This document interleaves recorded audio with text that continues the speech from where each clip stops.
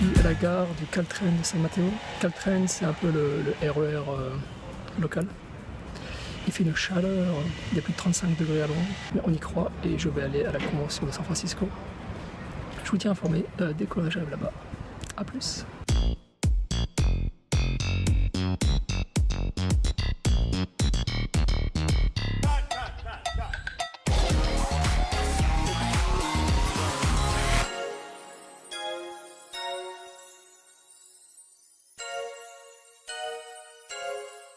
Donc le Moscone Center, il est juste derrière moi. Vous voyez là-haut? Donc on y est presque. Plus que quelques minutes. Je m'étais demandé pourquoi la convention n'avait pas été organisée dans le Moscone Center Sud. C'est parce qu'ils l'ont détruit et sont en train de le reconstruire. Le Moscone West, lui, est toujours là, et c'est là qu'a lieu la convention. Nous sommes venus un peu en avance, et une queue commençait à se former à l'extérieur du bâtiment. Donc nous sommes allés boire un petit café pour tuer le temps. Et lorsque nous sommes revenus vers 9h30, les portes extérieures venaient juste d'ouvrir.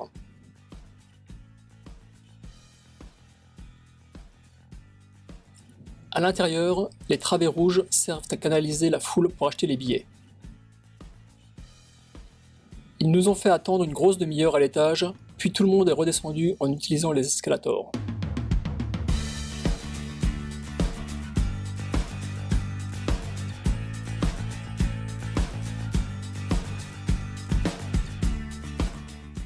Cette fois, c'était vraiment mieux organisé, plus professionnel que l'année dernière, lorsque ça avait été organisé dans un hôtel. Les visiteurs se prennent en photo devant une bâche aux couleurs de la convention. Et voilà, ça c'est l'entrée où la sécurité vérifie nos badges.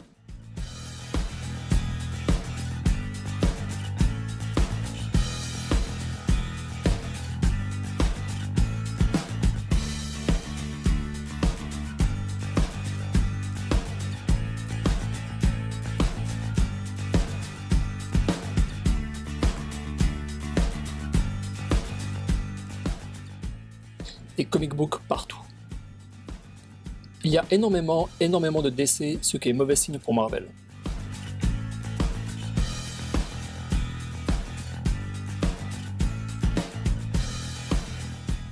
Ça c'est une boîte qui vend uniquement des planches originales, mais les prix sont abusés. 1850$ pour l'Alpha Flight, 5950$ pour les 4 Resident Evil, 1950$ pour Adventure Adventures, le Daredevil à 5950$, le Web of Spider-Man à 9950$, de la folie. Les comics cotés par CGC, je n'ai pas regardé, mais je présume que ça doit être dans les mêmes prix parce que la Batcave de l'âge de bronze, à mon avis, c'est pas donné. Transition toute trouvée pour visiter le stand de Neil Adams. La Madame Blonde en bas à droite m'a repéré, alors je commence à me déplacer. Vous pouvez voir que Neil fait payer les photos avec lui 30$ et 50$ les signatures et autographes. Cependant, si vous achetez quelque chose sur son stand, la signature du produit est gratuite. Il est gentil quand même. Mais son stand est gigantesque. Il y a des comics, des reproductions de couverture, de dessins en couleur ou en noir et blanc. Donc je comprends que le monsieur ait des frais. Vraiment, c'est le plus gros stand pour un seul artiste de tout le salon.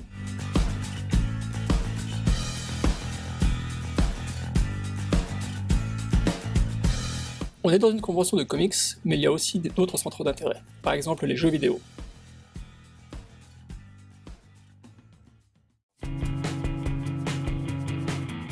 Il y a des artistes, certains sont locaux.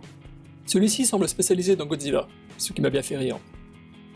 Il a accepté très gentiment que je filme son stand, c'est assez rare pour être noté.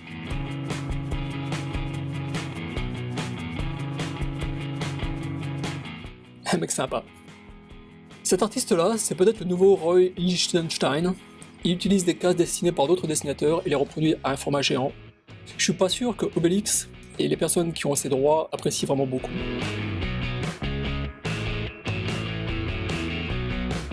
Cette longue queue, c'était en fait pour un seul artiste, Monsieur Bruce Timm, l'artiste qui s'est fait une renommée mondiale avec la série animée de Batman. C'est le monsieur avec la barbe grise. J'aurais bien voulu l'approcher, mais c'était impossible. Tant pis, au moins je l'ai vu et c'est déjà ça.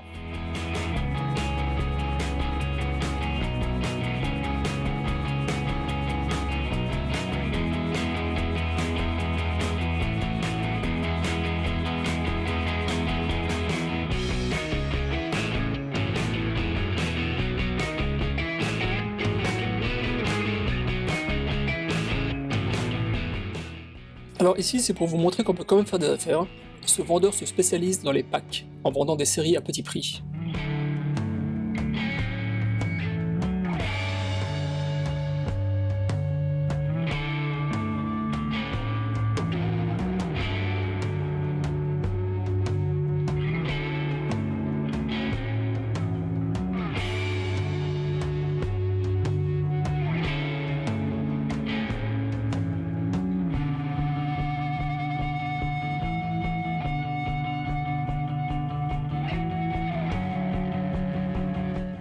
Bonjour monsieur, je sais pas qui c'est mais bon, c'est un monsieur sympathique. Celui-là, j'aimais bien ce qu'il fait. Celui-là aussi. J'aime bien leur style de dessin à tous les deux, mais je ne les connais pas du tout et je ne sais pas ce qu'ils font en termes de comics. Même si j'ai quand même une idée pour celui-là. Ça c'est Michael Golden. Interdiction de filmer ses travaux à lui-même. Grosse déception, voici tout ce que j'ai pu prendre de lui. Cody Roche, je ne le connaissais pas du tout, un artiste local. Nous avons adoré ce qu'il fait et lui avons acheté quelques trucs. Je vous montrerai plus tard. Il y a un côté Cthulhu, Lovecraft que j'adore.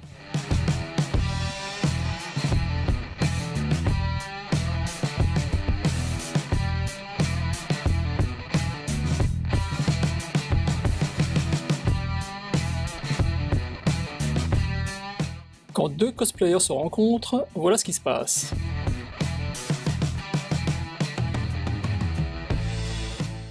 Encore un cosplayer fou, mais sympathique. Et ouais, il n'y a pas que la mort dans la vie, il y a aussi l'amour. D'ailleurs, en parlant d'amour, quand un T-Rex rencontre une T-Rex, qu'est-ce qu'ils se font? Un gros câlin. Bon ça va les gars, il y a les enfants. D'ailleurs, en parlant d'enfants, cet artiste en peint le portrait et l'adapte à un super-héros de votre choix. Ça c'est Arthur Adams, j'étais très déçu car je n'ai pas pu l'approcher le vendredi. Son stand était pris d'assaut par les fans. Je me suis dit tant pis, je le verrai samedi, et manque de chance, il n'était pas à son stand quand je suis venu le matin. Donc tout ce que j'ai de lui c'est ce clip vidéo.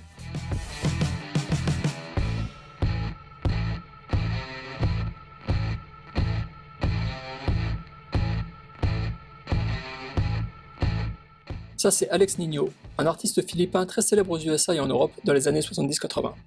Je pense que c'est son fils qui est debout avec le t-shirt blanc. Et voici la perle rare, l'artiste pour lequel j'étais venu en fait. Vous allez l'entreapercevoir ici. Il a tellement faim qu'il en mange son stylo. On le voit à nouveau. Et je me démène comme un beau diable pour enfin pouvoir le cadrer correctement, alors qu'il est en train d'autographer gratuitement, pense à Neil Adams, les comics d'un fan. Il s'agit de Bill Sienkiewicz, que j'ai découvert il y a 30 ans avec Moon Knight, mais aussi et surtout les Nouveaux Mutants. J'avais complètement halluciné quand j'avais vu comment il les avait dessinés. Ce qui est dommage, c'est qu'il n'avait rien des Nouveaux Mutants dans son stand, mais je lui ai pris d'autres trucs. Donc j'ai réussi à parler avec lui, mais ça c'est hors caméra.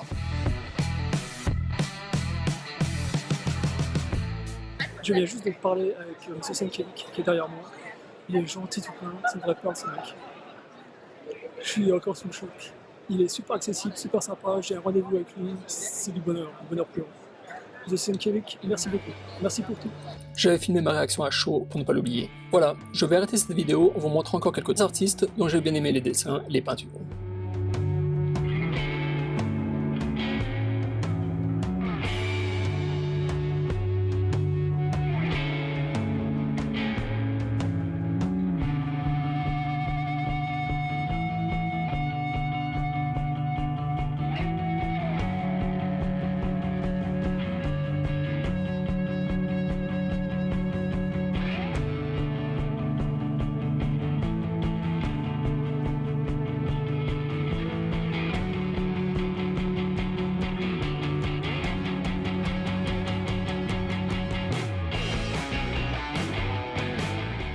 Voici venu le moment de faire le bilan de ce salon.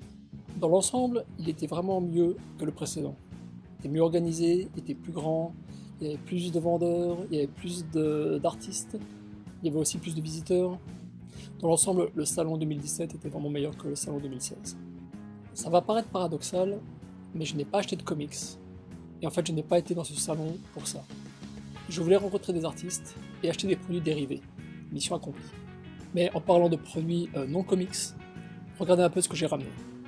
Tout d'abord, il y a le poster du salon. Je ne sais pas qui en est l'artiste, mais je l'aime beaucoup. Il est beaucoup plus réussi que celui de l'année dernière. Ensuite, il y a Cody Roche.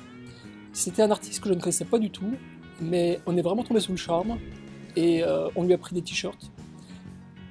Donc voici celui de ma femme en photo. Et voici le mien. Mais évidemment, la pièce de résistance, c'est ce que j'ai ramené de Bill Sienkiewicz. Une fois de plus, bon, j'étais un petit peu déçu parce qu'il n'avait rien sur les Nouveaux Mutants, mais je lui ai acheté cette superbe reproduction d'Elektra.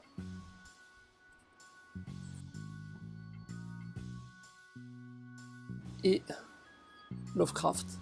Alors je savais pas du tout qu'il travaillait sur Lovecraft, c'est une bonne surprise. J'ai envie de dire que c'est mes deux sujets favoris, Bill Sienkiewicz et Lovecraft.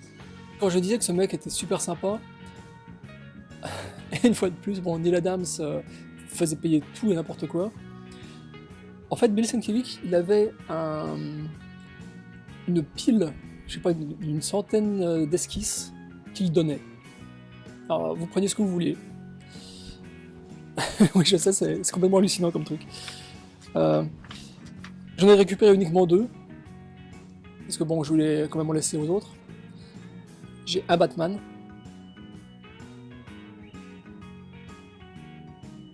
Et puis une guerrière.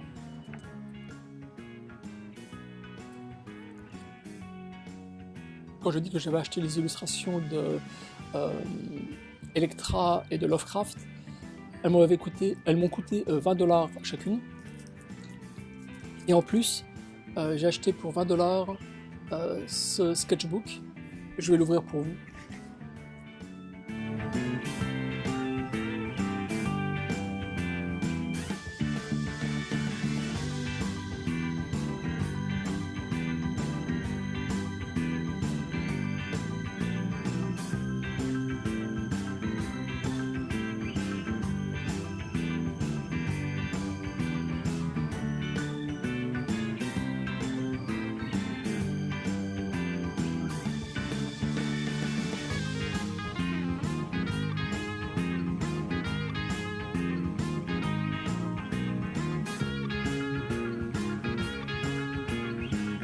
Voilà, j'espère que cette vidéo vous a plu. Je compte faire d'autres reportages du même genre sur des salons, des musées, etc. Donc dites-moi dans les commentaires ce que vous pensez de cette vidéo et ce que vous souhaitez que j'améliore pour les prochaines, et je ferai de mon mieux. Voilà, ciao ciao!